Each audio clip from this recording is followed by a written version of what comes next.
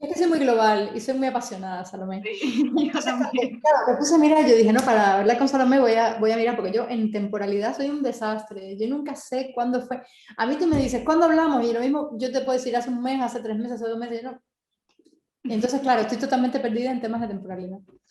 Pero sí, Salomé, que eso que nos presentamos. Bueno, yo te digo para que me conozcas, ¿vale? Ujú, Yo en aquella época tenía 10, o sea, cuando todo explotó, cuando nos metieron a la cárcel, bueno, yo nací en el 70. ujú. Mi padre tuvo el problema que tuvo en el 83, él trabajaba en las Naciones Unidas y bueno, total, tuvo un problema, fue a Cuba a denunciar, qué sé yo, no lo dejaron salir de Cuba y se quedó totalmente Y yo tenía, pues eso, 13 años. Ujú. Y en aquel momento empezaba el tema de la perestroika, la glasnost. Entonces, yo recuerdo que yo iba a casa de unos amigos suyos con él a unas reuniones que se hacían, porque claro, nosotros pensábamos que ya era inminente. Ya con 14, 15 años, el 84, 85, ya pensábamos que el cambio era inminente. Entonces, bueno, mi padre se quedó, cuando perdió el trabajo en las Naciones Unidas, que él era traductor allí, Ujú. se quedó, lo dejaron sin trabajo, en una situación de miseria absoluta. Como a los 5 años le dieron un trabajo de estibador, Wow. cargando tanques de aceite, bueno, una historia. Yo no me acuerdo mucho y tampoco puedo hablar de mi padre, porque en primer lugar no nos hablamos desde hace como 10 años, no tenemos ningún contacto. Entonces yo tampoco puedo hablar de él sin y menos sin su autorización. Ujú. Pero te puedo hablar de mi experiencia. Mi experiencia que es totalmente subjetiva. Tú sabes que a mí me echaron de la universidad y todo. No, no, Ah, a ver, no. yo de ti sé, bueno, sé esta historia que me estás contando un poco porque he visto algunos documentales, es decir, los testimonios de Roberto Luque, de Fernando Velázquez, de María Elena. eh, y bueno, un poco, un poco sé que Criterio Alternativo no empieza a partir de estas cartas que empieza a hacer que empieza a hacer tu padre y de que tú llegas a María Elena y Sí, a un ver, poco creas esta conexión. yo tenía un novio, Fernando Salsines, poeta, y Fernando era muy amigo de Marilena. Ya. Entonces, nada, yo un día fui con Fernando a la casa de Marilena y me quedé fascinada con Marilena, porque Marilena es una mujer espectacular, en todos los sentidos. Yo era una niñita de 19 años cuando conocí a Marilena, en el 89, Ujú.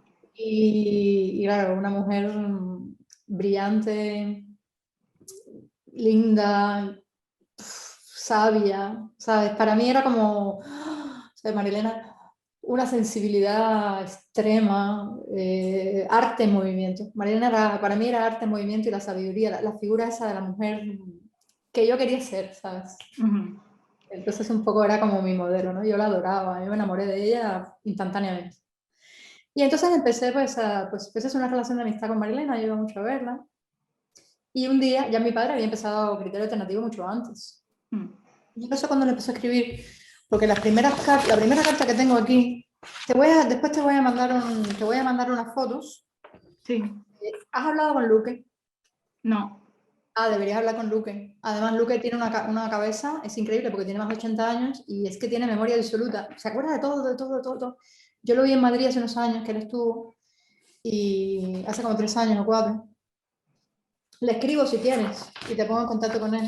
Ujú. Sería bueno, sí. Muy interesante para ti, ¿eh? Muy interesante. Pues mira, la primera carta que tengo aquí es del 23 de mayo de 1987.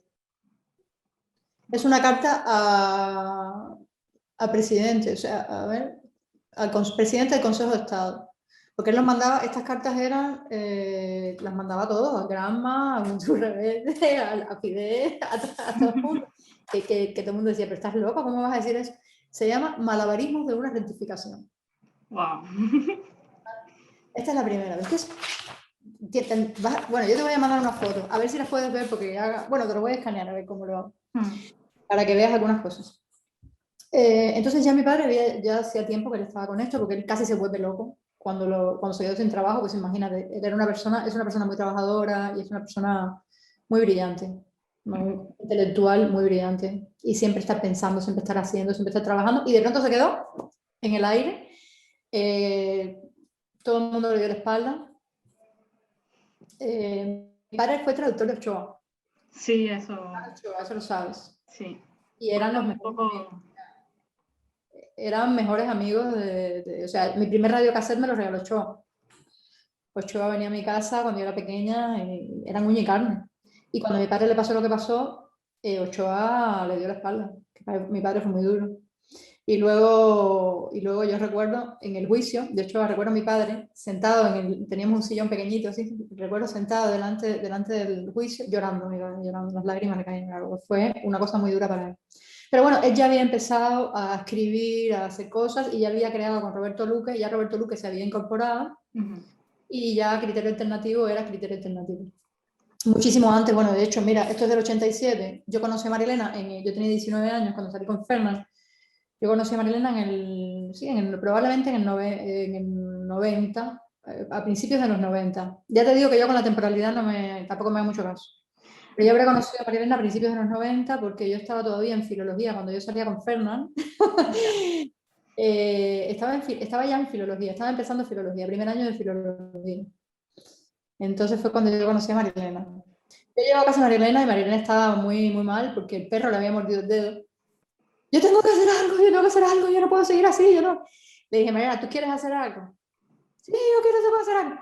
¿Quieres que te presente a mi padre? Sí, a mi papá. Yo es que llevo ya 30 años aquí en España, entonces ya digo mi padre. Sí, preséntamelo. Y así fue. Como yo le presenté y así fue como ella entró en Criterio Alternativo. Entonces, inmediatamente que ella entró en Criterio Alternativo... Esto es después del juicio de Ochoa, ¿no? Sí, mucho después. Sí, mucho después. Y entonces yo le presenté a mi padre y a Luque y entonces empezaron a reunirse en casa, después empezó, bueno, por mi casa pasaba mucha gente, venían todos, venía para allá, el otro, todo el mundo, era un desfile continuo. Y después se creó lo que se llama la concertación democrática. Sí. Era la unión de todos los grupos de la oposición. Fue un trabajo también de mi padre, o sea, fue él el que empezó a unir a la gente, el que empezó a hablar a este, con el otro y a unir a todo el mundo. Mi padre es una figura curiosa en el sentido de que es un hombre que tiene una alta moralidad,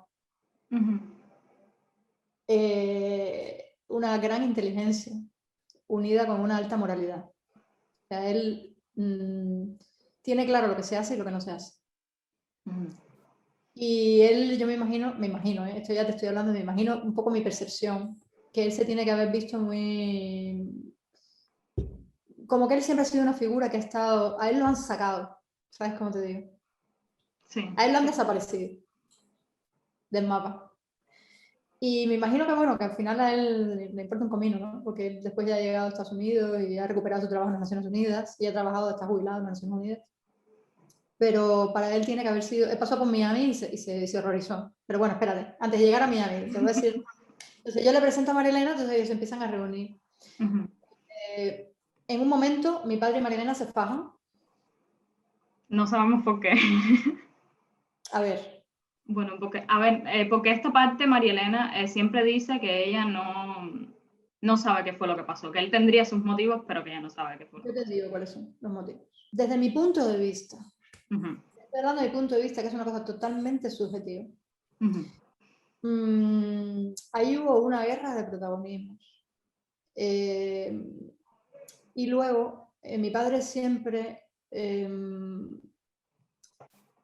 a ver, su ideal era que las personas que estuvieran liderando una posición Te estoy hablando de datos subjetivos, que yo creo, ¿vale? Que es así. A lo mejor no es así, ¿eh? O sea, Sí. esto, por favor, quede perfectamente claro, que esta es mi visión Tu totalmente percepción, subjetiva. claro.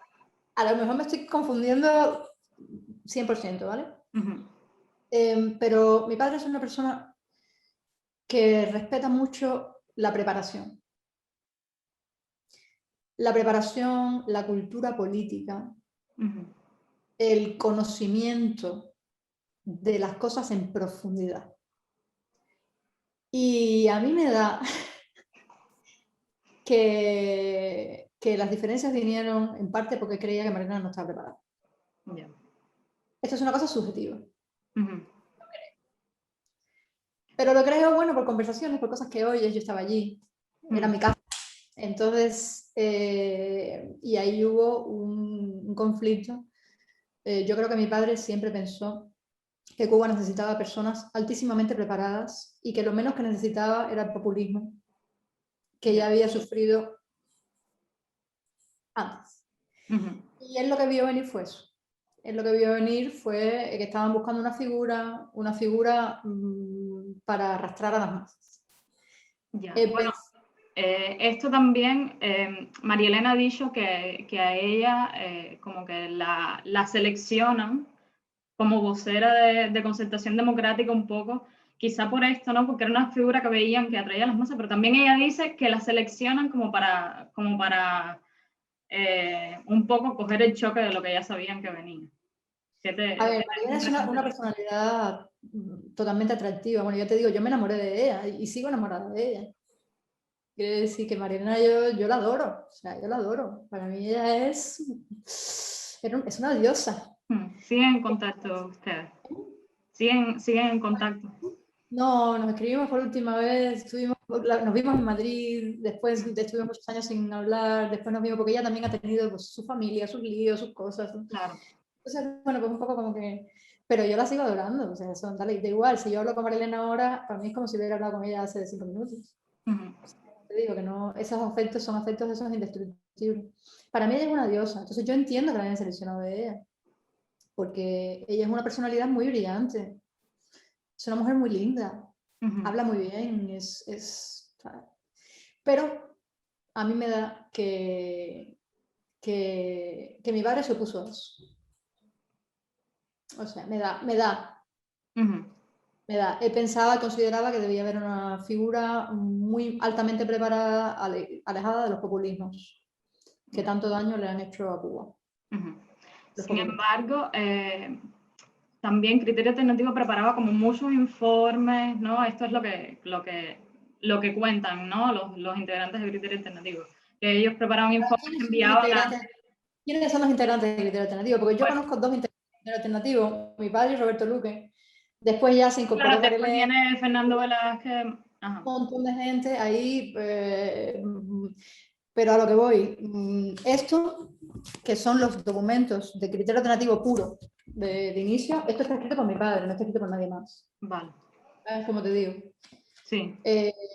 Ya después que esto ya se haya convertido en algo, cuando mi padre se fue, que fue casi inmediatamente, o sea, yo no sé cuánto duraron mi padre y María Elena, pero nada, unos meses. Nada. Mi padre se fue, entonces yo me desvinculé.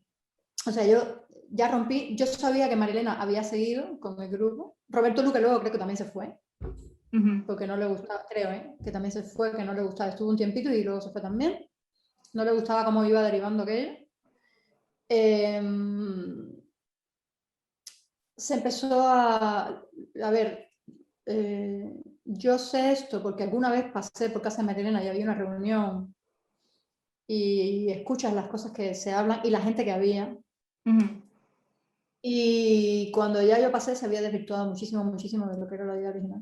O sea, la idea original era mente, cabeza, conocimiento, profundidad, rigor intelectual. Criterio Alternativo surgió para hacer un movimiento intelectual, con altísimo rigor intelectual, con un conocimiento profundo. Entonces ya cuando se llama la molotera aquella, ya de aquello no quedaba nada. Yo no digo que no haya otros intelectuales, que yo no conozco, por cierto, porque yo no conozco a nadie, que tengan muchísimo rigor y que después se hayan incorporado en criterio alternativo y hayan aportado documentos valiosísimos.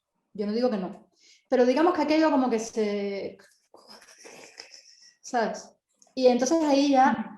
Yo estuve también, sí, claro, es que yo digo, porque yo estaba cuando vi una reunión, es que yo me quedé, yo estuve coqueteando un poquito con criterio alternativo del grupo de Mariana, no sé si fui a una reunión o 2, pero que me horrorizó, aquello me horrorizó y me fui también, o sea, no seguí acercándome al tema. ¿Por qué te horrorizó? ¿Qué viste ahí? ¿Quiénes iban? Me horrorizó en el sentido de que no quedaba nada del espíritu original, desde mi punto de vista, ¿sabes? No era, o sea, un criterio alternativo, hablar con criterio, o sea, para mí en la lista de valores de criterio alternativo, el primer valor era el rigor intelectual. Y eso, desde mi punto de vista, se fue perdiendo. Estos informes, estas cartas que tú me estás enseñando, ¿no?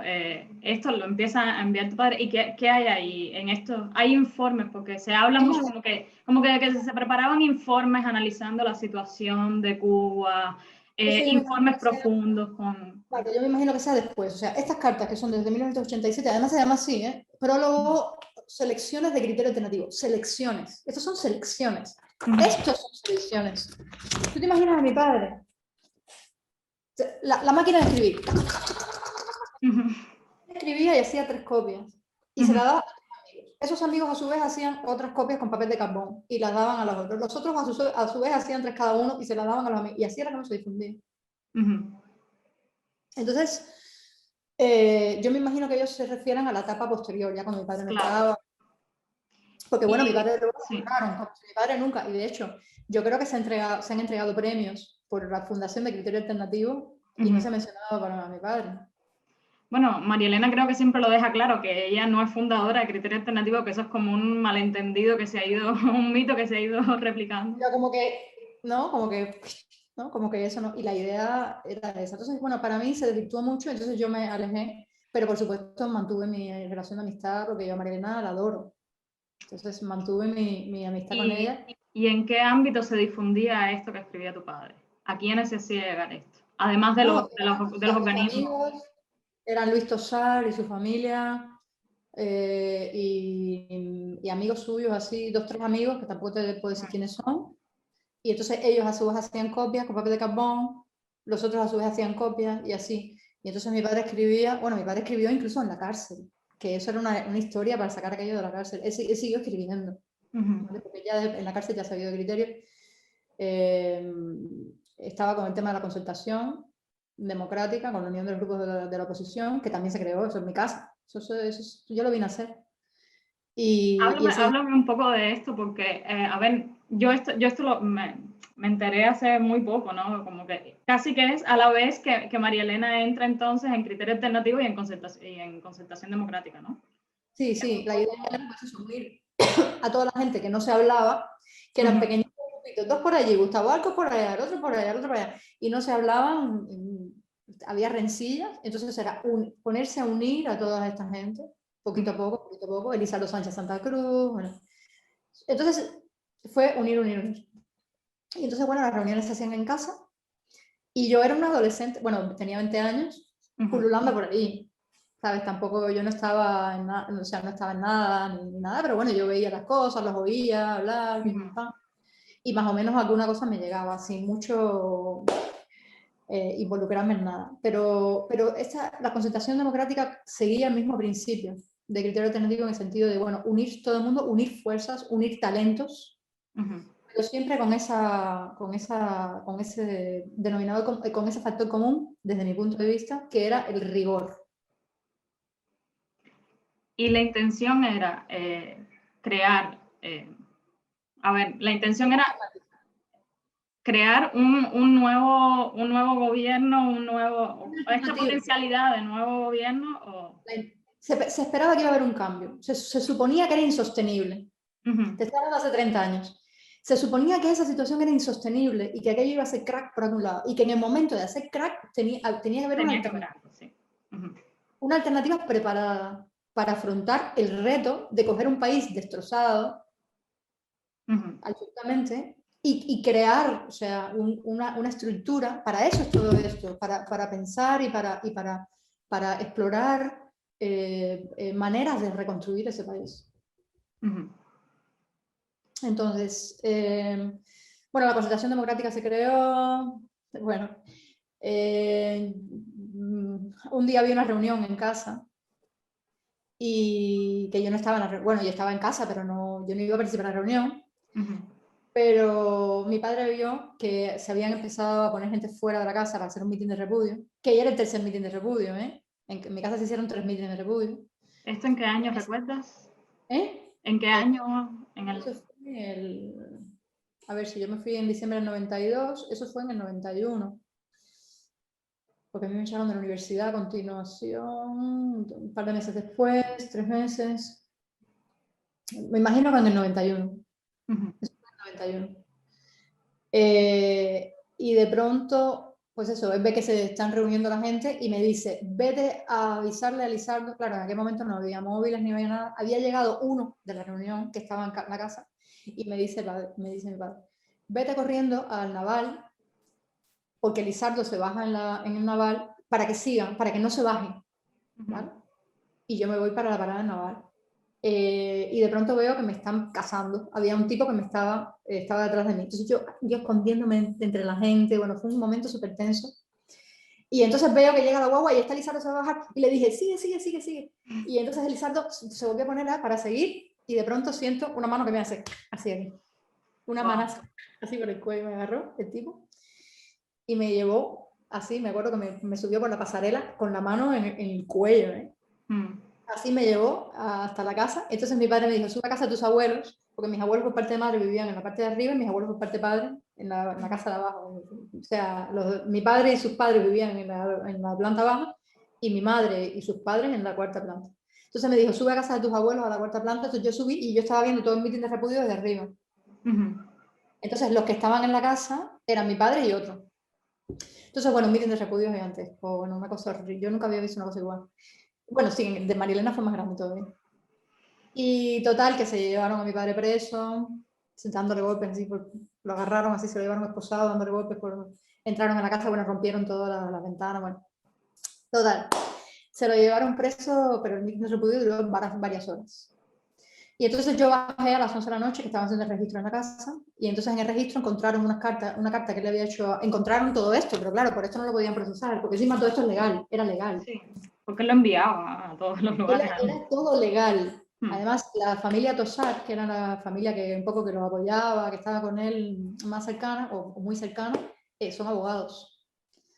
Y entonces todo lo que mandaba era totalmente legal, no lo podían procesar. Entonces lo querían procesar por asociación ilícita, pero tampoco, porque nada más que habían encontrado a 2 personas en la casa, no habían cogido la reunión. Entonces al final lo procesaron por una carta que le encontraron, que él había escrito a Carlos Alberto Montaner, y él siempre hacía copias de todo. Él tiene la costumbre de hacer copias. Y en la carta decía que Fidel Castro, pero claro, o sea, es una carta que tú le escribes a alguien que tú jamás piensas que nadie lo va a leer. Claro. En la carta decía que Fidel Castro era un viejo chocho, decrépito y senil, que es una redundancia, por otra parte. Y lo procesaron, le metieron 5 años por desacato a la máxima autoridad. Wow. Yo me acuerdo de aquel juicio, es un circo. Bueno, total. Estuviste en el juicio, tú y tu familia estuvieron en el Y juicio. estuvo en la parte, estaba con los asesinos. Bueno, primero lo desaparecieron, estuvimos buscando, no sabíamos dónde estaba. Lo encontró el esposo de mi padre, un mes después o 20 días después, en Cien y Aldabó, en unas condiciones infrahumanas. Bueno, eso ya no te cuento, porque fue ver entrar a mi padre, cuando al fin conseguimos ir a verlo entrar y ver un viejo, o sea, mi padre era una persona súper fuerte de hacer ejercicio, muy bien musculado, muy bien, que se mantenía muy bien, y de pronto de ver un viejo de 70 años con el pelo blanco entrar por la puerta, así flaco en los huesos, que tú dices, ¿esto qué cosa es? Bueno, pues así fue. Y entonces, bueno, nada, fue de cárcel en cárcel y ya, entonces, a ver, porque en el intermedio, yo había ido, el día que hicieron comer los papeles a Marilena, fíjate qué cosa, yo todavía lo pienso y yo digo, las cosas que tiene la vida. O sea, cómo una cosa te cambia la vida. Yo estaba en filología, estaba en segundo año de filología y estaba ahí y estaba súper aburrida. Y de pronto dije, yo tenía que hacer un trabajo sobre el Fausto de Goethe. Y yo sabía que Marina tenía un libro de Mirta Aguirre que yo necesitaba. Y estaba aburrida, dije, mira, me voy para acá, me voy a casa de Marilena y busco el libro. Y cuando yo llego a casa de Marilena, yo me fui de medio de mis clases, fue como una intuición. Yo veo un montón de gente ahí y yo digo, será un acto político. Será un acto político. O sea, yo no me imaginé jamás, no casé una cosa con la otra. Yo dije, será un acto político y yo atravieso toda esa gente. Y cuando voy a subir, me cierran el paso. No puedes subir. No, no, si yo voy aquí al cuarto piso. Precisamente donde no podía ir. Y grita una vecina del segundo piso. ¡Ahí va otra gusana! Me agarraron. me arrastran, de pronto veo, imagínate que tú estás ahí y tú ves de pronto no sé cuántos cientos de personas que de pronto hacen ¡crum! Y te miran a ti, y tú te quedas así. Pero además es que es como si salieras de tu cuerpo. Y haces así, y entonces toda esa gente viene, se abalanza sobre ti. Entonces la policía civil enseguida me rodeó, me arrastraron por esa multitud, yo no sé cuánto tiempo, hasta un camión que estaba tratando de salir de la multitud, sacaron al tipo del camión y me metieron a mí. Bueno, la experiencia más alucinante de mi vida. Me arrancaron la cadena de oro, fue lo primero que desapareció, las ropas me las rompieron, me rompí el pelo, yo llevaba una trenza, bueno, en fin, tremenda experiencia. Y me llevaron, yo no sabía que a Marilena se la habían llevado, entonces me llevaron para la policía de la mar. Y ahí, bueno, me tuvieron y me soltaron como a las 11 de la noche. Así. Yo estaba en estado de shock y entonces en vez de irme para mi casa, me fui a casa de mi mamá. Al día siguiente no fui a la universidad, no estaba para eso. Y cuando fui al siguiente día, claro, yo entro, siempre he llegado tarde, entro yo tranquilo y de pronto veo un montón de miradas así que me miran, la gente me mira, un movimiento, y resulta que me estaban esperando para expulsarme. Entonces me expulsaron de la universidad por haber estado participando en una reunión de contrarrevolucionarios. Y encima yo no estaba en nada, porque yo hacía como 2 meses que ya había dejado el grupo Marilena y yo no estaba absolutamente en nada. Entonces yo dije, no, vamos a ver, no me eches por estar participando en una reunión de contrarrevolucionarios que yo no sabía ni que estaba. Échame por estar en contra de este desastre que hay en este país. Si me echas por eso, me echas bien, ¿sabes? Por estar en contra de este régimen, échame, sin ningún problema. Pero no digas que es por haber estado participando en una reunión de contrarrevolucionarios, porque eso no es verdad. Así que bueno, yo había estado haciendo un trabajo sobre la autonomía universitaria. Que claro, nadie sabía lo que era la autonomía universitaria. Lo primero que hizo Fidel fue quitar la autonomía universitaria. Y entonces yo, un amigo de mi padre, Alejandro Solís, que también era un tipo que escribía, un gran intelectual, Solís, que murió hace muchos años, es el maestro espiritual de mi padre, intelectual de mi padre. Solís me había dicho, ¿sabes lo que es la autonomía universitaria? Y le dije, no tengo ni idea.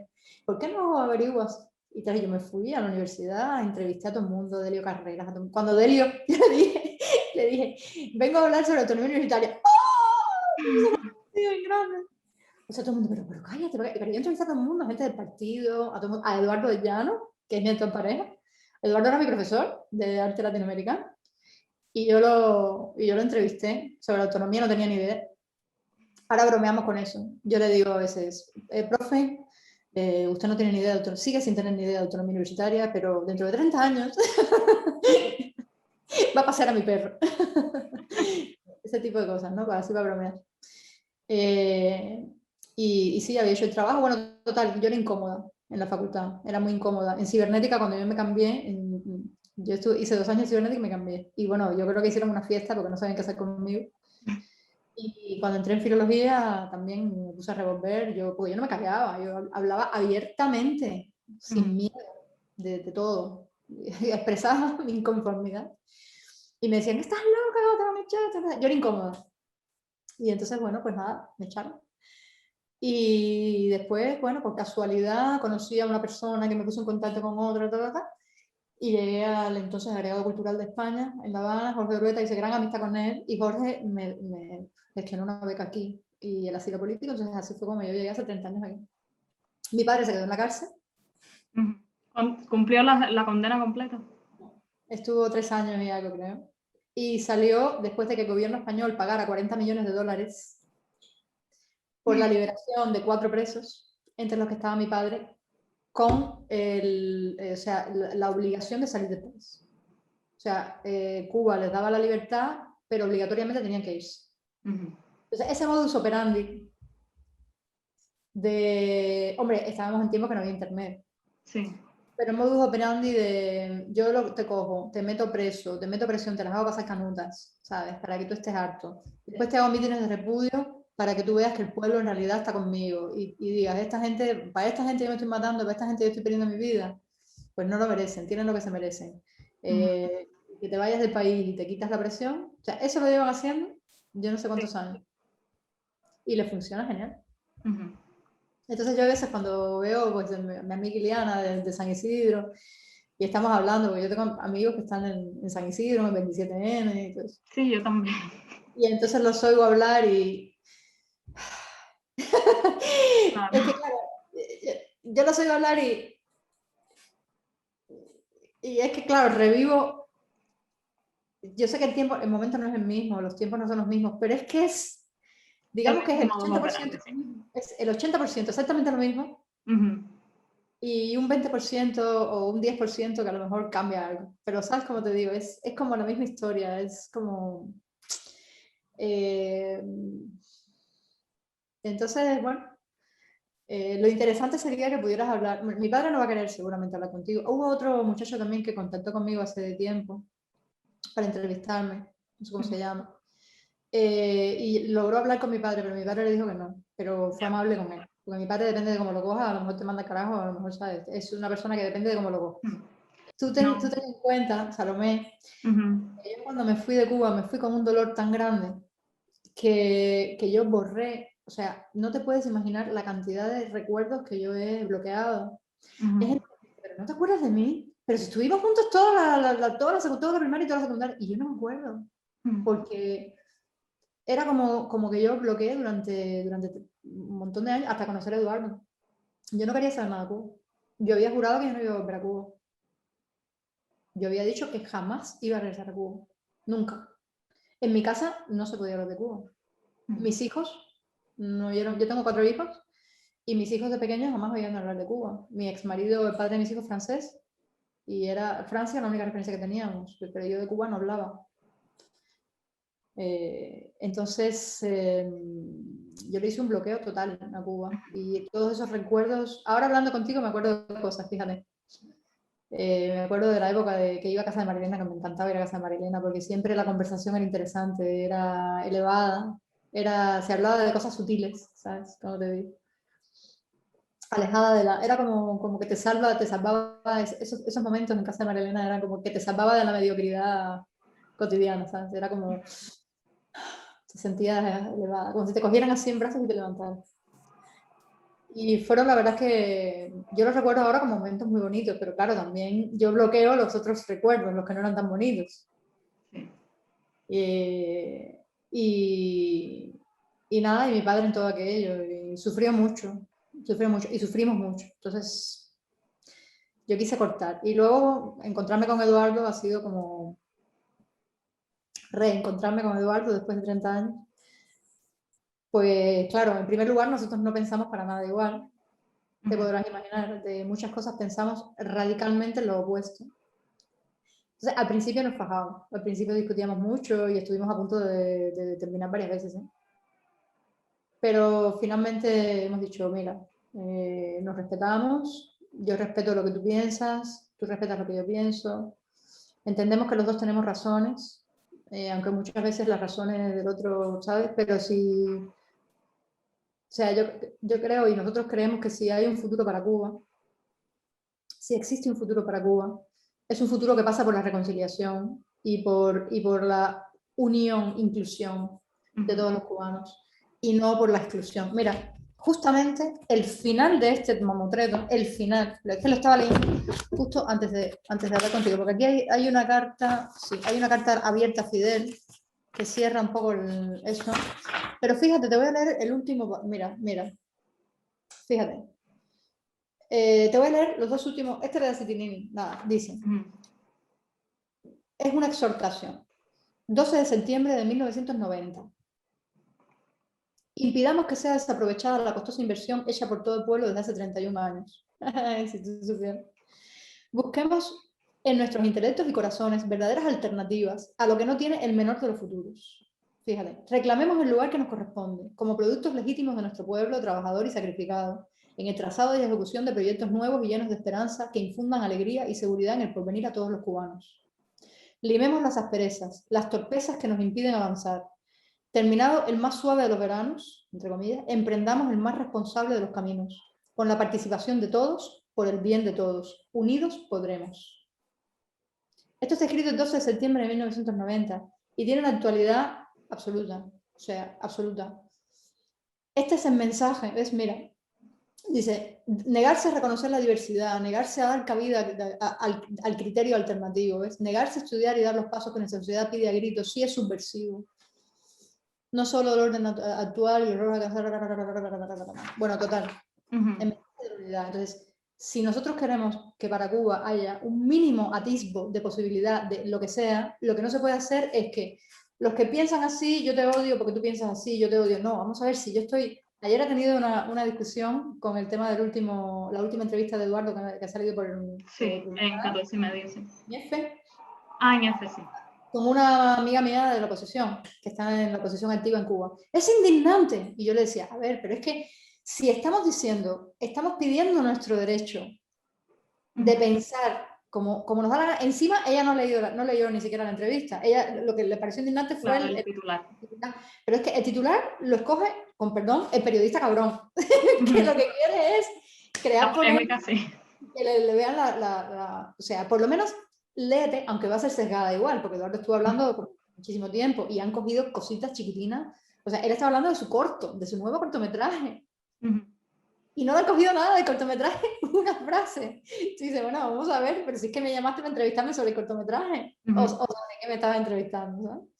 Entonces, léelo, y una vez que lo leas, entonces tú dices, Polín, yo creo que todos tenemos que reconocernos y es fundamental el derecho a pensar lo que nos salga, que nos dé la gana, siempre y cuando no le hagamos daño con ese pensamiento a otra persona, pero yo tengo derecho, yo tengo que defender a muerte el derecho de Eduardo y de quien sea, como si están alabando a una dictadura, pues para mí es una dictadura, claro que para mí es una dictadura, y a mí me parece que es jodido, que como el pueblo cubano está como está y con el país que esté como está, todavía haya gente que lo defienda, pues a mí me lo parece, pero ese es mi parecer.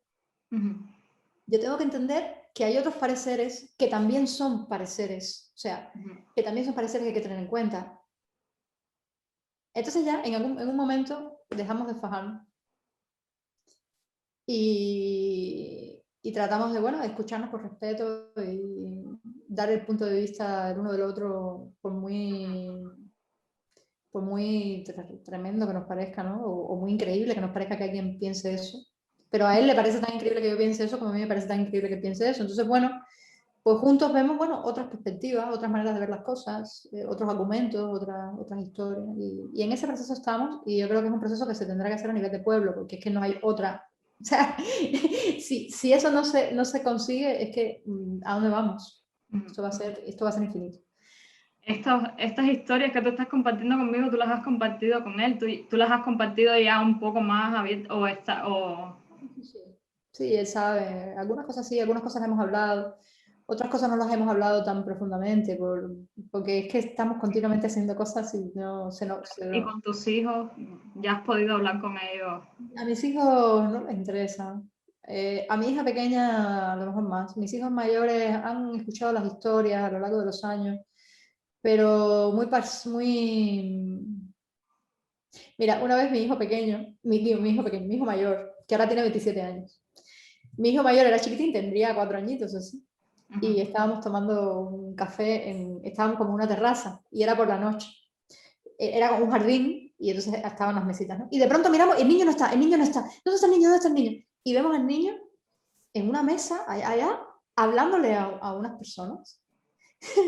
Saco yo disparada y estaban así. Mi hijo estaba hablando, bla, bla, bla, bla, bla, bla, bla, bla, bla, y lo estaban mirando así. Y llegó Luis, y me dice el hombre, me mira así y me dice, mira, estamos alucinados. Hasta de Fidel Castro nos ha hablado. Hasta de Fidel Castro nos ha hablado. Estamos alucinados. Teníamos la boca abierta, los ojos así grandes, toda. La mesa estaba en silencio, así, escuchando hablar a Luis. Porque claro, eso digamos que ellos lo han recibido en buchitos, ¿no? A lo largo de... Mi madre vino después, al año de estar yo aquí, que también, bueno, la cubanía, después vino familia de mi madre. Entonces digamos que la cubanía les ha llegado como a buchitos, ¿no? Y entonces es parte de esa historia. Pero así de sentarme a contarles mi historia, nunca me he sentado, yo creo, con mis hijos a contarles historia. Es lo que han recibido por aquí y por allá. Mi hija pequeña es la que más interesa, la más cubana de mis hijos. Y es la que más... La más distante en tiempo de Cuba, pero la más cercana. Yo creo que esa es la que más, la que irá a Cuba y porque es muy cubana. ¿Tú no has regresado a Cuba? Yo regresé cuando me encontré a Eduardo. Nos encontramos porque él iba a venir a España y yo lo había escrito, me escribió, bueno, total, empezamos a hablar y bueno, aquello fue una... Al Así que viviremos unos meses aquí en casa y después otros meses en la casita de La Habana. Y ya está. Ese es nuestro plan. Así que... ¿Y qué te pareció Cuba ahora cuando fuiste, después de 27 años sin estar, con respecto a cuando la dejaste? A ver, después de 27, la primera vez que fui, es que como he ido 2 veces, Sí. la primera vez que fui en el 2019, Uh-huh. la verdad es que claro, después de 27 años yo me fui cuando estaba empezando el periodo especial. Uh-huh. No había comida, la situación con el transporte no había, yo me acuerdo que yo me iba y para llegar a La Habana a lo mejor estaba 3 horas, se te rompía la guagua, no había apagones, o sea, horrible. Y la verdad es que yo vi, claro, ver La Habana llena de restaurantes. Uh-huh. Evidentemente no es lo mismo ir sin dinero a ir con dinero, a ir con euros. Sí. Entonces yo llevaba euros, claro. ¿Fuiste sola? ¿Tu hija fue contigo? No, fui sola. Fuiste sola. Me fui con Eduardo, a ver, Eduardo, Uh-huh. hasta con... Y entonces, claro, entre que teníamos posibilidades de acceder a todas esas cosas, yo nunca me había imaginado La Habana así, con negocios privados. Entonces, para mí fue un choque, pero para bien en el sentido de que dejar Cuba Sí. en medio del periodo especial Uh-huh. y de pronto llegar a una ciudad viva, con espectáculos, con tremendo ambiente cultural, que si la bombilla verde, que si bueno, la fábrica de arte no he ido, pero había como ¿sabes? Que si teatro, que si esto, que si lo otro, no todo ese ambiente de habanero y todo lleno de restaurantes, lleno de negocios que podías comprar, o sea, después el transporte, por ejemplo, me sorprendió mucho. Había de todo, acela, almendrones, no sé qué, no sé qué. Yo me ponía ahí en 23, en 15 minutos, no sé cuánto, nada, estaba en Guanabacoa, ahora mi abuela, o en Alamar, y yo decía, ¿pero esto qué es? Cojo un carro y ya está. Llego allí, cojo otro. O sea, que con dinero, Sí. ¿sabes cómo te digo? Y a mí me sorprendió mucho en ese sentido. Tampoco la primera vez que yo fui en el 2019, yo vi la represión. No vi, por ejemplo, no vi mítines de repudio. Y de hecho, a mí casi me convencieron de que eso estaba desterrado. Estábamos todos convencidos un poco. Y entonces, bueno, yo vi un país bueno, yo vi que era posible vivir allí. Y luego, claro, cuando llegué en 2020, el choque fue brutal porque con el tema de la pandemia, el tema de la represión, yo llegué justo al día siguiente del 27N, porque si no hubiéramos ido, Sí. Eduardo y yo hubiéramos estado allí, ¿eh? Pero claro, no podíamos salir porque yo acababa de llegar. Él es una figura pública, iba a decir, está Eduardo del Llano, pero si su novia llegó ayer, no podía salir, ¿sabes? Pero por eso nos fuimos, pero vamos, estábamos locos por ir para allá, en el sentido de que bueno, o sea, nos hubiera gustado verdaderamente estar en ese proceso. Y después, pues eso, la represión y después el tema de la escasez brutal con el tema con la pandemia y con todo lo que ha traído la situación que hay ahora. Entonces, bueno, el desasosiego también con la película, la última película de Eduardo, que queríamos rodar, que sí, que sí, no, que si se pare rodaje, que si sigue rodaje, que si...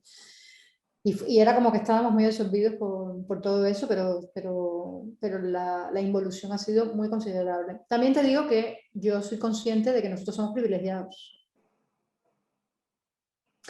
Los amigos que yo tengo, que tienen familia allí, y la gente que yo he encontrado, porque yo hablo con todo el mundo. Yo me pongo a hablar, yo salgo a la calle, pero yo hablo con todo el mundo, con todo el mundo, con todo el mundo, me hago amiga de todo el mundo. Y la gente de las situaciones que me contaba, situaciones muy duras. Estuve ingresada en el Hospital Fajardo con dengue y allí lo que vi allí, la situación hospitalaria, que se me quedó por hacer un post sobre la situación de los hospitales, nivel de suciedad, de abandono, de una mugre, una cosa horrible. Y después las situaciones de las propias personas que trabajan allí y que me contaban. Aquello parecía un confesionario en mi habitación.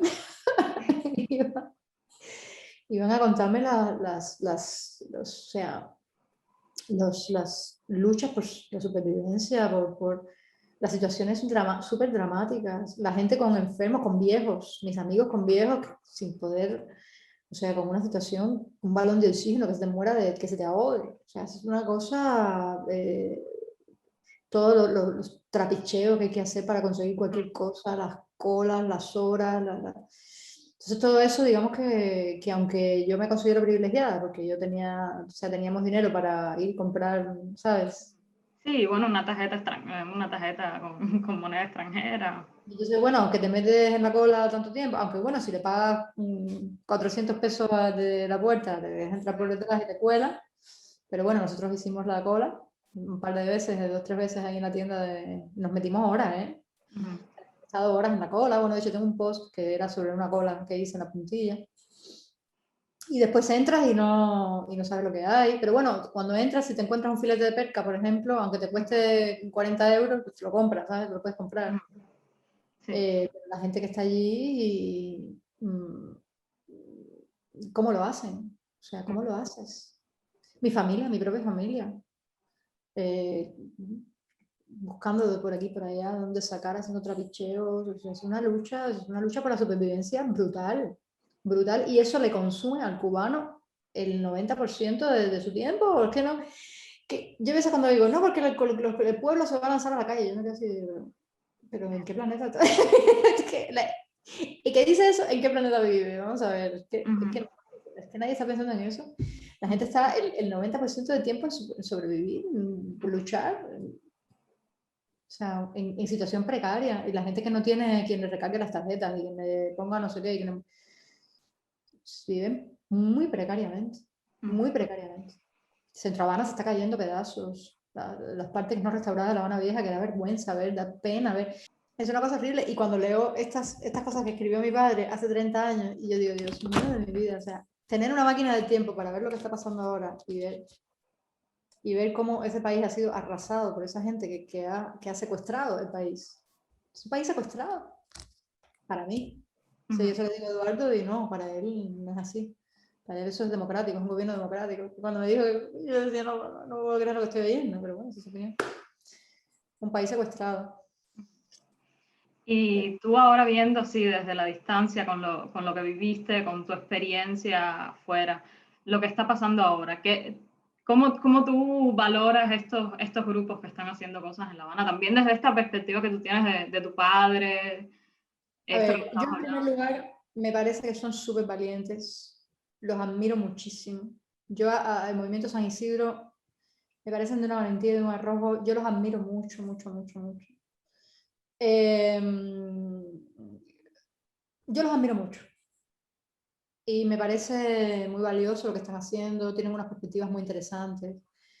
Yo tampoco conozco mucho, mucho, porque tampoco, no te vayas a pensar, ¿eh?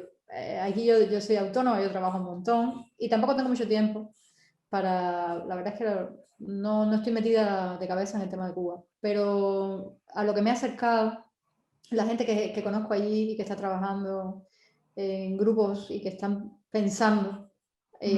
hay iniciativas muy, muy interesantes de gente con mucha cabeza. Y yo la verdad es que me parece admirable, por una parte. Por otra parte, visto desde la perspectiva de la distancia, eh, hay muchas cosas que me parecen ingenuas. Por ejemplo. Ay, no te puedo decir. No, Porque aquí, sí, no te puedo decir porque aquí me metería con gente a la que quiero mucho ya. y a la que admiro mucho. Ujú. Pero que me parece que tienen un planteamiento totalmente ingenuo y totalmente inviable. Eh, yo creo que cualquier opción que implique pedirle al gobierno cubano esto y lo otro es ingenuo. Porque, pero digamos que no lo desprecio. No sé si me explico. Sí, sí. Me parecen esfuerzos loables y me parece que de todo se sacará provecho en algún momento, espero que se podrá sacar provecho de todas estas iniciativas, pero como alternativa de cambio real, Ujú. me parecen muy ingenuos, porque no funciona así. Por lo menos no es lo que, digamos que si funcionara así sería una contradicción muy importante con mi experiencia, que Sí. también puede ser, ¿eh? O sea, yo parto de que mi experiencia es una cosa súper parcial, de que yo estoy viendo una parte infinitesimal de la realidad que no tiene nada que ver y encima la tiño con mis filtros, o sea que en realidad yo tampoco, soy nadie, ni me pongo en ninguna posición. O sea, yo soy una come mierda más como cualquier otro come mierda, ¿sabes cómo te digo? Pero mi experiencia, por lo menos lo que yo he vivido, y que veo que tampoco hay cambio, porque esa es la cuestión. Hay lo que es más resistencia al cambio. Yo no veo que hay cambio, yo veo que es exactamente lo mismo. Yo veo que el modus operandi es exactamente el mismo. Y entonces hay alternativas que yo creo que son muy ingenuas. Y después hay otras alternativas que he visto teniendo en cuenta las redes sociales y tal, que también que me parecen como muy caseras. Me parecen muy caseras. Yo creo que la solución de Cuba tiene que venir por un lado totalmente contrario, para poder hacer un cambio que llegue a una democracia directa, para evitar el tema del populismo, que ese es el mal, yo creo que hay que evitar. Pero claro, ¿cómo tú le vas a decir a un país que no tiene cultura política o que ha vivido el populismo durante 60 años que te tienes que quitar el populismo? No sé, es muy difícil. Es muy difícil. Entonces, lo más fácil es decir, mira, le das una patada, esto no tiene solución. Así que bueno. Te quería preguntar también por el libro de Roberto Luque, que es un poco también que María Elena dice como que es a raíz de este libro que tú le llevas, este libro, del Tigre y sus hijos. El niño y los tigres, ¿no fue? Sí. Que es a raíz de este libro que ella como que Claro. ve todo diferente. ¿Me puedes hablar un poco de esto? Una serie de cositas. Digamos que yo entré ahí con mi gusanería. La verdad es que yo lo recuerdo como muy divertido, no fue nada divertido, ¿eh? En el momento fue trágico. Cuando metieron a María en la cárcel y todo eso. Aquello fue una época súper dolorosa. Yo lo recuerdo como algo divertido porque yo tengo una mente que saca solamente la parte, ¿no? La parte buena y se olvida de todo lo demás, ¿no? Como procedimiento. Sí, yo le llevé a los niños de Tigre, que a mí, claro, yo al estar ahí con mi padre, yo conocí a Roberto Lucas, yo seguí todo el proceso. Desde el 83, que a mi padre lo echaron de las Naciones Unidas, bueno, no lo echaron de las Naciones Unidas, no lo dejaron salir a recuperar su trabajo en las Naciones Unidas y se quedó en Cuba como bloqueado. Y él protesta porque no lo dejan llevarlos a ustedes o algo así, ¿no? No sé. Bueno, eso es lo que dice Roberto Luque en una entrevista. Yo ahí parece que no. Yo no sé. Eso habría que preguntar a mi padre si quiere decir. Él nunca ha querido hablar de eso. Parece que hubo más cosas. Y él fue a denunciar. Él pensaba que Fidel no sabía. ¿Sabes? Era un convencido de la revolución.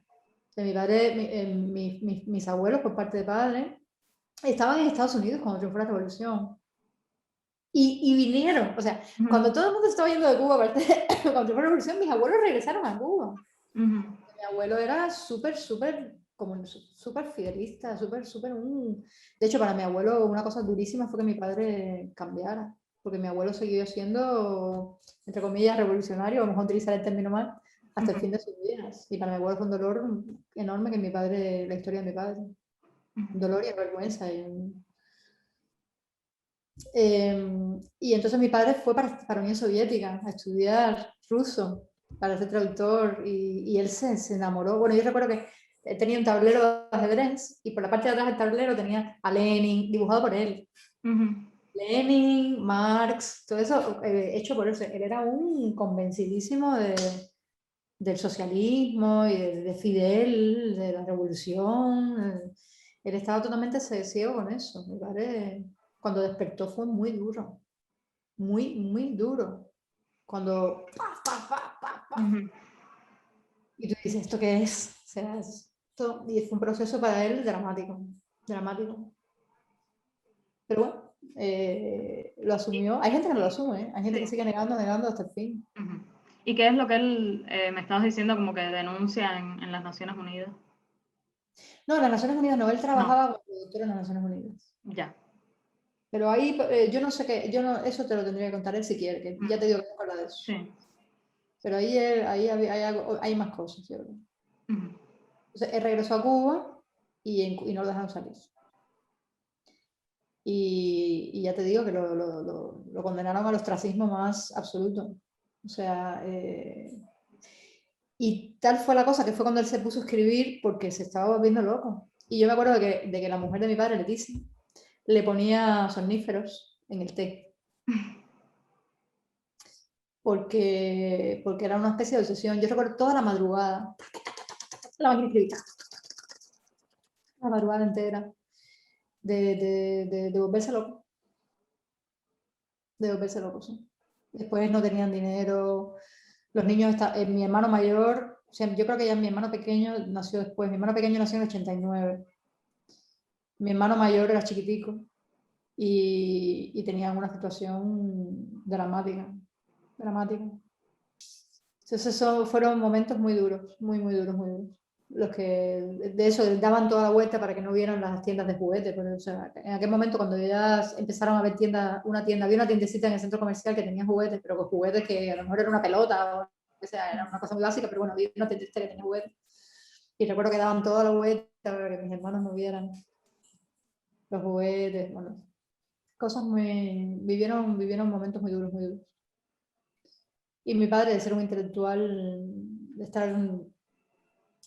Y después recuerdo que bueno, cuando llegó, cuando consiguió trabajo, al fin, en un almacén, pero después de, no sé, años, llegó y a optimizar el almacén. El almacén que nadie hacía nada, y el optimizar para que los recursos fueran, tratar hizo todo un plan, todo, o reorganizó todo el almacén. Después en la cárcel hizo lo mismo, porque primero estaba en el combinado, bueno, sí, en el Daboy en el combinado, pero luego lo metieron al final ya los últimos meses en una cárcel de Alamar.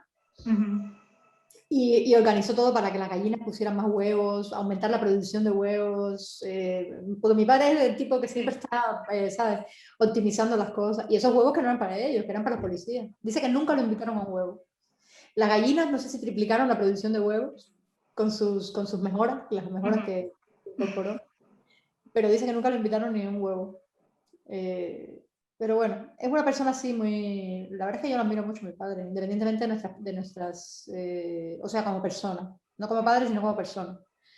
Es una persona muy valiosa, que se hartó. Cuando pasó por Miami, salió escopetado de Miami. Escopetado. Escopetado. No le gustó nada lo que vio. Y Pero bueno, él va a Miami cuando sale, no creo. viene a España, ¿no? Cuando sale de la cárcel. Venía a España de vacaciones. No sé cuándo fue la última vez que vino, porque yo te digo, no tengo contacto con él desde hace como 10 años ya. Bueno, a lo mejor un poquito menos, ¿no? 8 años así. No, no sé cuándo fue la última vez que vi.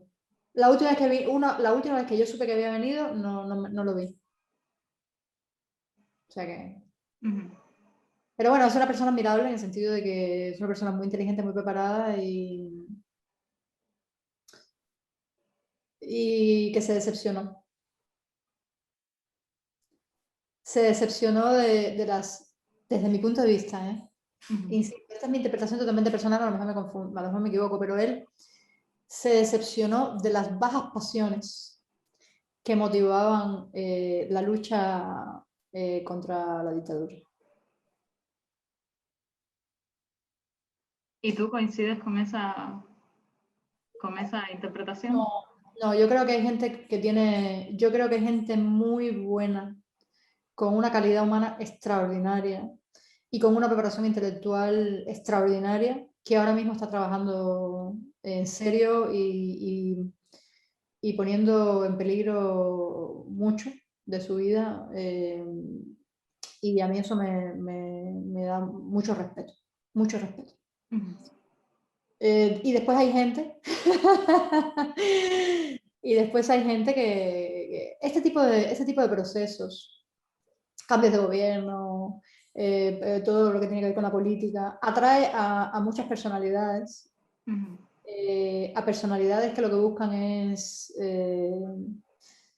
figurar, personalidades narcisistas, personalidades, este tipo de personalidades que se sienten atraídas por la política y por todo eso, ¿no? Y que les gusta, pues eso, marcarse, ser una figura.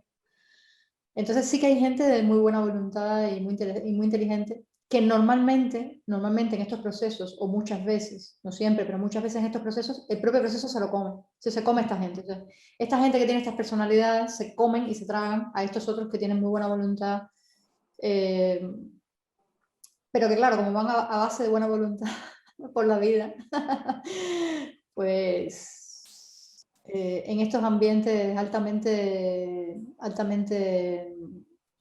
no sé qué adjetivo ponerle. ¿Qué adjetivo le pondrías, Salomé? En estos ambientes altamente, no peligrosos, sino que no sé qué adjetivo poner. Pero tú me entiendes, ¿no? Sí. Estos ambientes donde se mueven tantos intereses, donde se están repartiendo el pastel antes de que haya pastel, donde algunos están buscando protagonismo, donde otros están. Entonces, moverse ahí, sobrevivir a base de buena voluntad, Sí. es complicado. Y luego, cuando hay una persona muy preparada y muy brillante y con una chispa que verdaderamente tiene una posibilidad, los otros van rápidamente a cortarle la cabeza. A no ser que piensen que lo pueden manipular de alguna manera. Sí. Esto estoy hablando en general. ¿Y tú ¿Bien? crees que eso pasó con María Elena? No lo sé. Yo vine para acá, Marilena estaba en la cárcel cuando yo vine. Entonces, no sé qué puede haber pasado con Marilena, yo perdí la pista, como yo corté, o sea, cuando yo vine para acá, mi tarea era sacar a mi padre de la cárcel. Entonces, yo estuve, por ejemplo, con Jordi Pujol, Jordi Pujol me recibió muy bien, en aquel momento Jordi Pujol era un dios en Cataluña, Jordi me recibió como una reina, escribí una carta para interceder a Fidel, para interceder por la liberación de mi padre. Al final, ya te digo, lo sacó Felipe González, pagando los 40 millones de dólares. Pero Fraga también, el equipo de Fraga estuvo en contacto conmigo todo el tiempo, el equipo de Felipe González estuvo en contacto conmigo todo el tiempo desde que llegué. Y mi misión era sacarlo y dar conferencias sobre temas de ¿Y Cuba. Rodríguez Virgil de Asturias también? ¿O no tuviste contacto? Yo no me acuerdo. Yo hablaba con una persona del equipo de Teleforo, creo que se llamaba, no me acuerdo cómo se llamaba, del equipo de Fraga. Ya. Era el que me llamaba y estaba en contacto conmigo casi permanente. Después estuve dando conferencias. Estuve en Asturias, en Santander, estuve así, me paseé por España dando conferencias sobre la situación de los presos políticos. Participé en programas de radio, en programas de no sé qué, pero claro, yo tenía 20 años, 22 años recién cumplidos, pues imagínate. Claro, tuviste que asumir ese peso sobre... No, yo estaba encantada, porque tampoco, ya te digo, un gallito de pelea, con 22 años. Sí. Ahora yo me acuerdo y me da risa. Pero bueno, yo venía como muy involucrada en que la gente supiera lo que estaba pasando en Cuba, porque yo llegué aquí en España, pues imagínate en aquella época, todavía llegabas a los sitios y te decían, ¡ay, cubana! Fidel Castro, como yo admiro a Fidel Castro. Entonces, y me subía el alien así.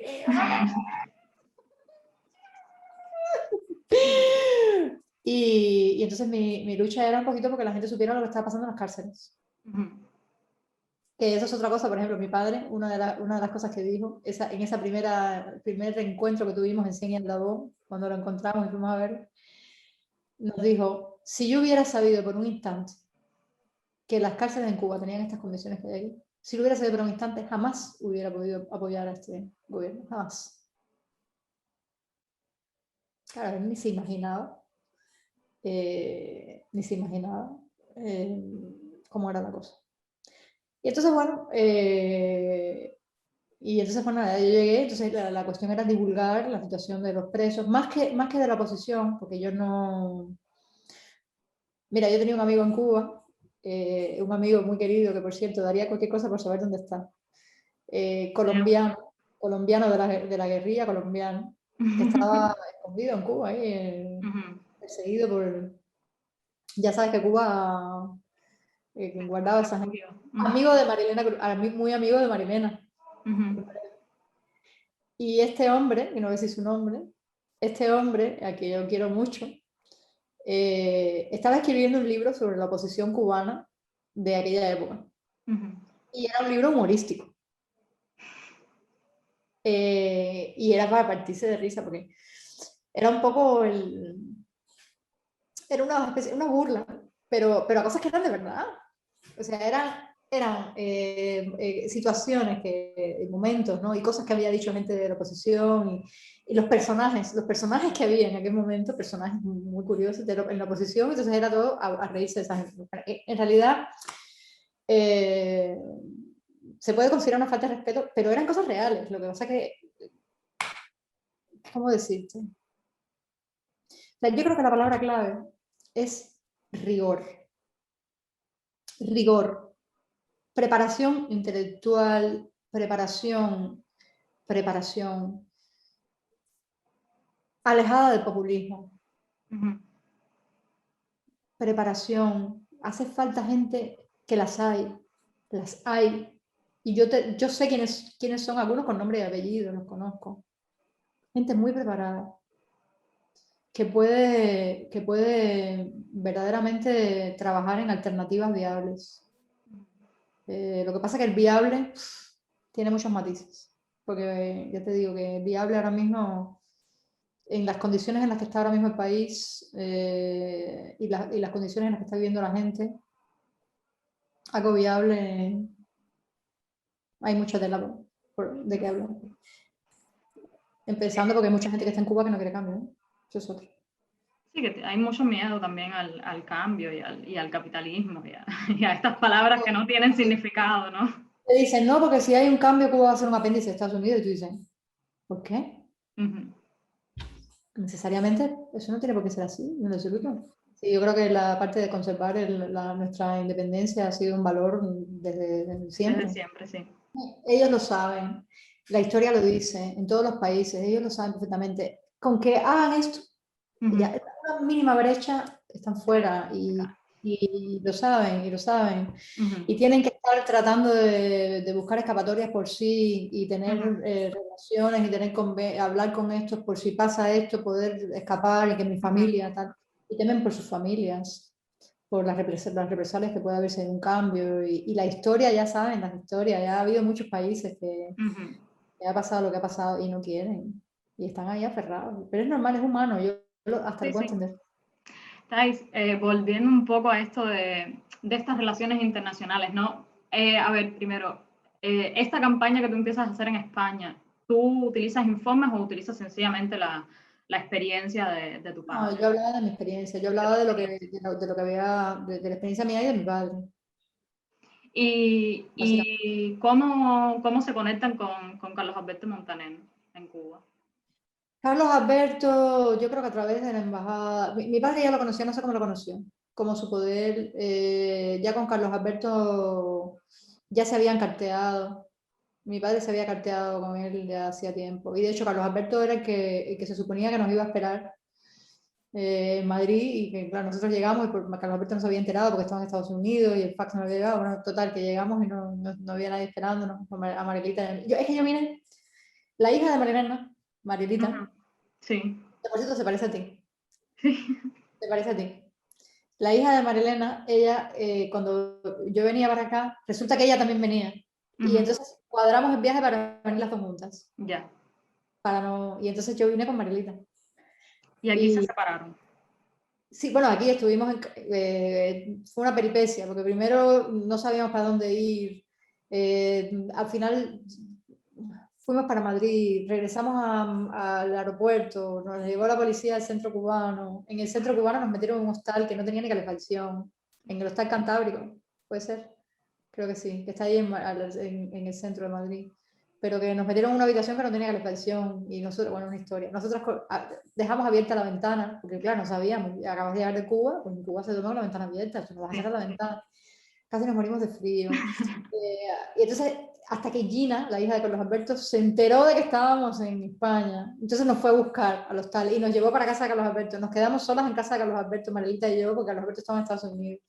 Carlos Alberto llegó como a los 10, 15 días. Y entonces, digamos que Gina fue la que nos dio pues dinero, lo que sea, para estar allí, ¿no? Los primeros días. Y después ya cuando llegó Carlos Alberto, yo vine para Valladolid, porque yo tenía una beca en la Universidad de Valladolid.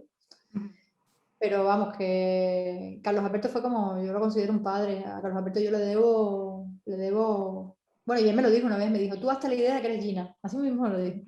Para mí tú eres Gina. Cualquier cosa que tú necesites, tú eres Gina. O sea, una cosa linda, los dos la verdad es que la acogida fue maravilloso. Yo les debo la vida a esa gente. Jamás me pidieron nada a cambio.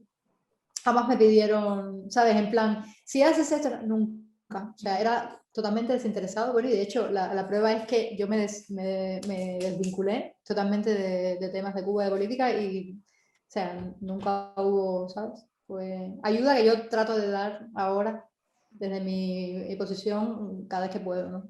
De ayudar a gente, porque es un poco la deuda que tienes de todo ese cariño que recibiste y toda esa ayuda que recibiste. A Carlos Alberto yo le debo mucho, pero eso fue con un padre. Y después, claro, le encantaba conversar conmigo, porque yo era muy conversada. Bueno, ya ves cómo hablo, una cotorra. Cuando tenía 20 años era peor todavía. Cuando tenía 22 años hablaba por los codos. A eso le encantaba que le contara cosas. También era una visión de primera mano que tenía sobre Cuba. Ellos son muy cubanos, Linda y él. Están continuamente con el tema de Cuba. Cosa que yo, que corté radicalmente con Cuba y no quería saber nada de Cuba durante 30 años casi, no entendí esa obsesión por Cuba, ¿no? Ahora yo creo que lo entiendo. Y después de regresar, el sentimiento es un sentimiento, es una emoción que, que es difícil, es una especie de dolor con un recuerdo de, bueno, tú lo sabes, estás aquí.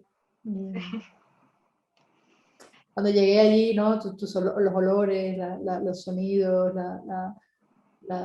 no sé, hasta cuando el aire atraviesa las hojas de los árboles suena diferente. No sé cómo decirte, es esa cosa, los sabores. La tierra colorada cuando la ves en el avión. A mí eso es una cosa. Mira, una cosa que yo le conté el otro día, le conté a Eduardo, y una cosa que nadie sabe. Se la conté a Eduardo el otro día por primera vez. Y le dije, pero mira, te lo voy a contar a ti. Yo era la que decía que no quería saber nada de Cuba. Pero una vez mi tía vino de Cuba y trajo malangas. Y mi madre me dio una bolsa con malangas. Y las malangas estaban llenas de tierra. Yo me comí la malanga y guardé en secreto.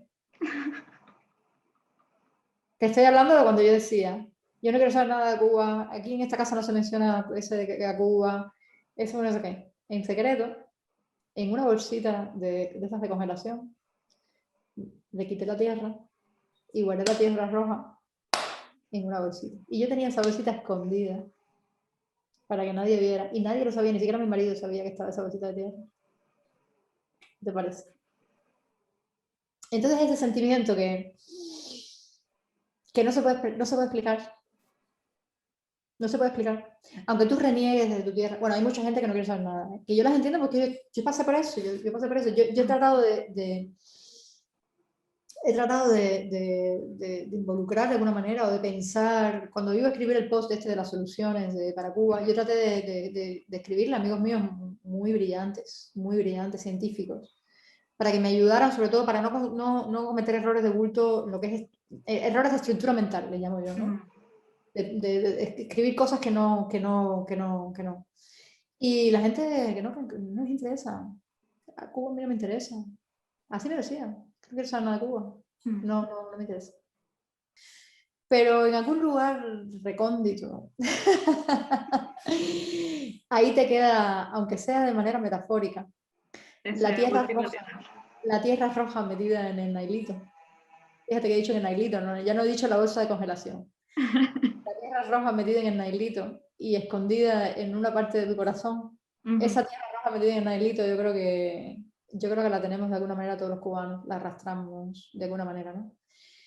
Y en mi caso eso ha salido y claro, el tema es que con mi temperamento también, yo soy una persona que no me gusta ver las cosas y no hacer nada. O sea, yo veo una cosa que está mal y me quedo así de brazos cruzados. Me recome algo por dentro. Eduardo y yo hemos llegado al acuerdo de que no vamos a tener vida activa ninguno en política, no nos vamos a meter en política. Más allá de dar nuestras opiniones, cuando nos dé la gana, porque somos libres de dar nuestras opiniones.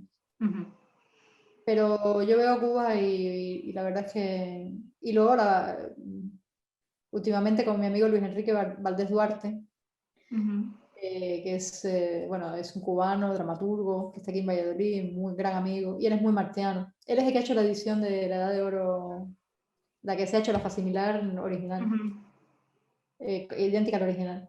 Y con él, bueno, la figura de Martí y todo el diario martiano que tiene una vigencia total, una actualidad total. Y a veces nos quedamos así pensando, es que habría que hacer lo mismo, es que con la misma base del Partido Revolucionario Cubano, exactamente la misma, el mismo lema, el patria y libertad, o sea, igual, habría que recuperar y terminar esa obra, ¿no? O desde la buena voluntad alguien tendría que hacerlo, desde la buena voluntad, con cabeza, con corazón, ¿sabes? Esa obra para salvar ese país, es que es una pena. Y que cada uno, la tierrita en el Nailito, pueda ir ¿sabes? Como te digo, y plantar ahí en su rinconcito, ¿no? Y no tener que sacar a base de odio eso que es parte de uno.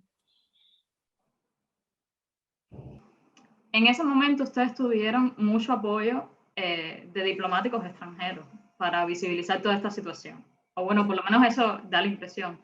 ¿Cómo tú ves que ahora hay casi que un abandono total?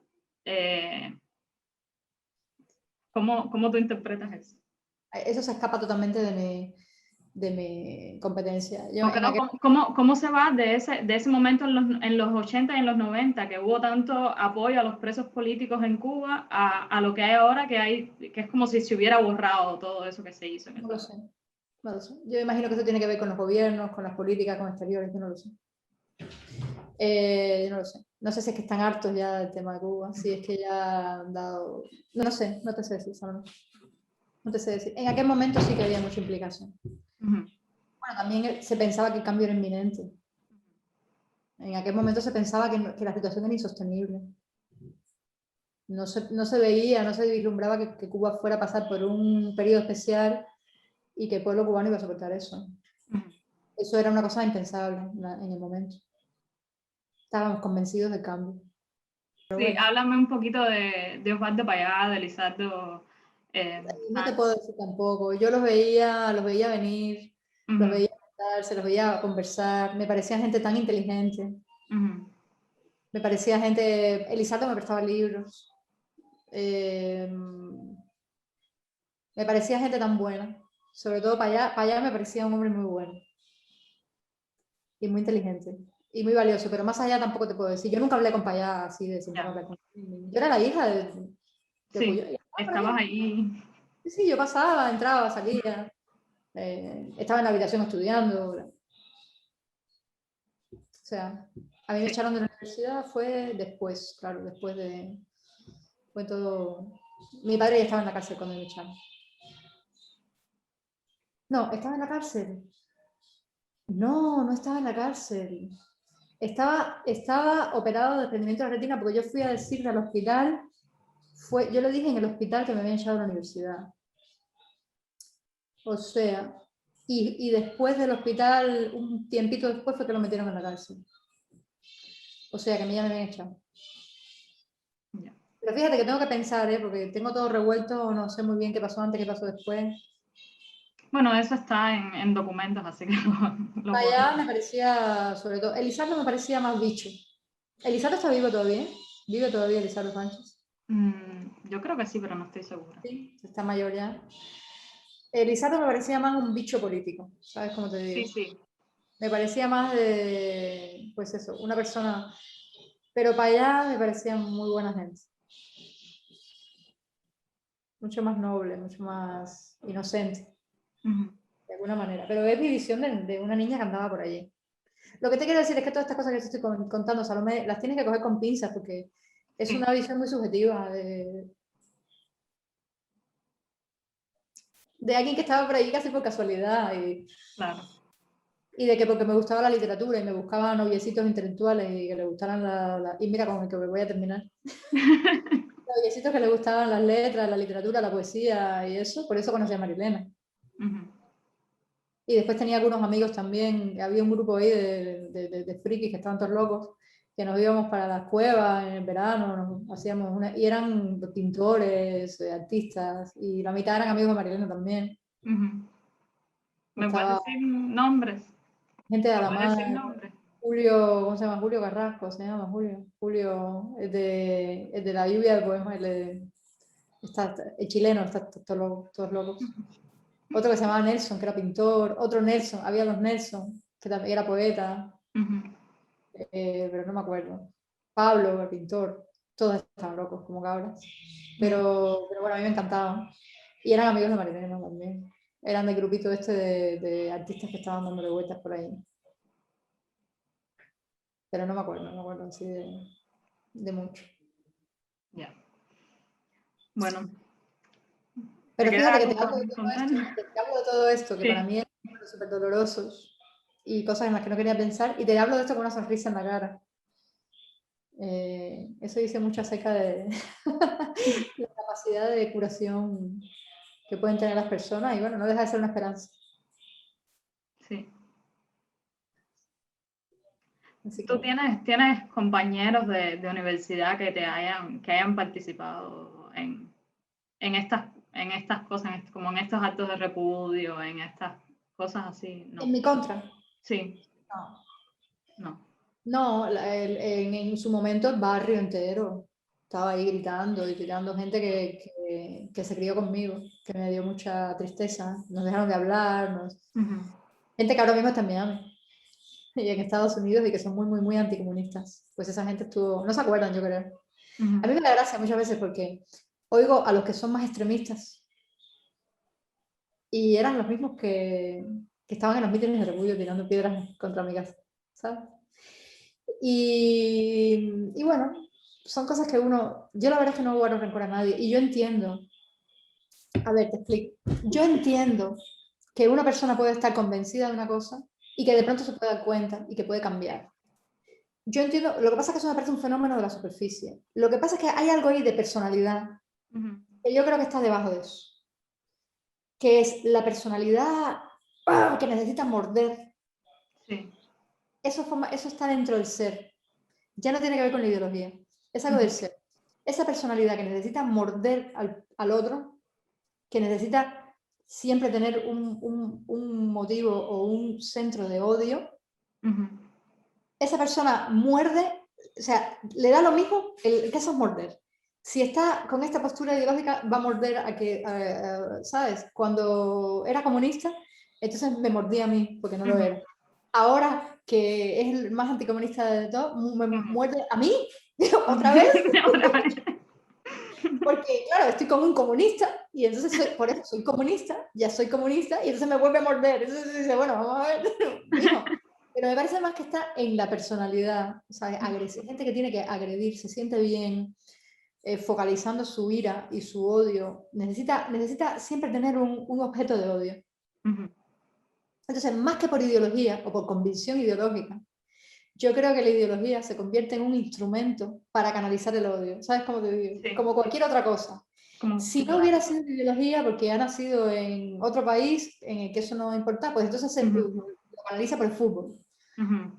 A los que son madridistas, pues los odio porque cogen la ideología como un pretexto para canalizar el odio.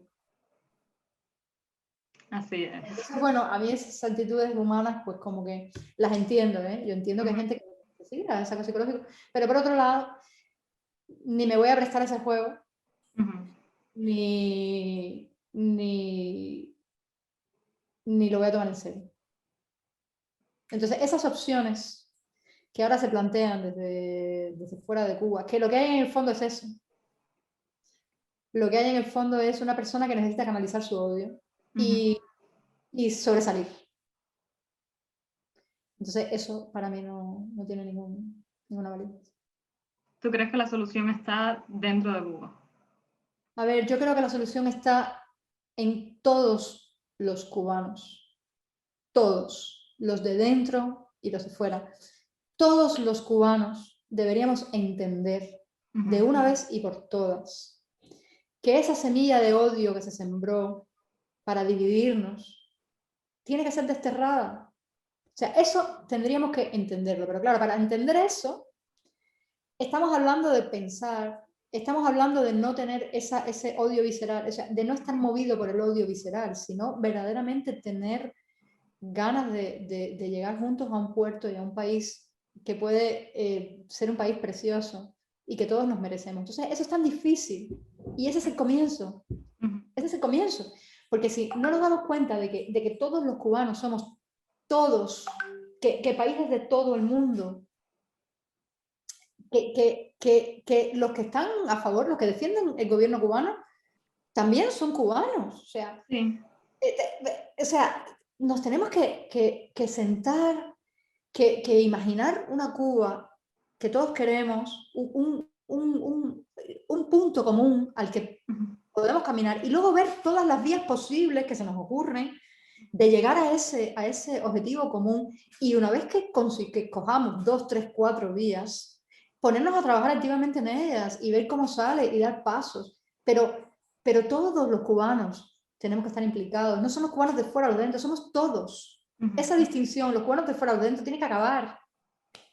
Cuba es de todos los cubanos. Cuba no es un gobierno, Cuba es nuestro país. Cuba no es de los que están a favor del gobierno, ni de los que están en contra, ni de los que no tiene nada que ver. Meter eso en la cabeza de la gente, eso es lo primero para poder tener una posibilidad. Eso implica la noción de respeto. Es una noción que no se nos ha inculcado, que no hemos aprendido como pueblo, todo lo contrario. Lo que hemos aprendido como pueblo es todo lo contrario, es a despreciar al otro por lo que piensa, es a despreciar. O sea, es realmente el empezar a trabajar, es ir en contra de todo lo que tenemos metido en el ADN. Entonces es muy complicado. Cuba es de todos, nos tenemos que respetar, nos tenemos que escuchar, no tenemos que odiarnos ni por lo que pensamos ni por lo que no. Tenemos que buscar una idea del futuro y caminar juntos y cada uno poner su granito de arena con la mejor voluntad, hace falta buena voluntad. O sea, todas las cosas que quería Martí, el pobre hombre, y se lo comieron vivo. Es que se lo comieron vivo. Entonces, es muy complicado. Pero no, Cuba es de todos los cubanos. Y todos los cubanos tienen que participar o los cubanos que quieran, porque hay algunos cubanos que han dicho, mira, pero todos los cubanos que se quieran implicar deberían poder implicarse en el futuro de su país. Eso te puedo contar, o por lo menos así como yo lo veo.